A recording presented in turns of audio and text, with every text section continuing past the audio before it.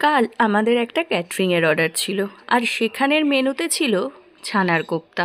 ছানার কোপ্তা আমাদের যে রান্নার দাদা আছেন তিনি ভীষণ ভালো বানান, আর বানানোর প্রসেসটাও খুবই সুন্দর। প্রথমেই ছানার মধ্যে পরিমাণ মতন চিনি, নুন, লঙ্কার গুঁড়ো, কিছু মশলা আর ঘি দিয়ে ভালো করে সেটা মেখে নিল।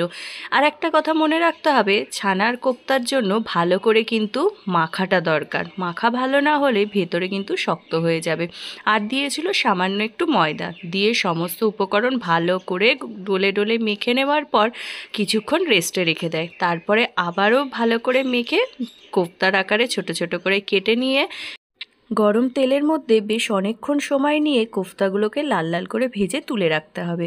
তার পাশাপাশি গ্রেভিটা রেডি করে নিয়ে কোফতার মধ্যে বেশ অনেকটা পরিমাণ বাটার দিয়ে সেই ঝোলটা অ্যাড করে দিলেই আমাদের ছানার কোফতা রেডি। ভিডিওটা ভালো লাগলে সাবস্ক্রাইব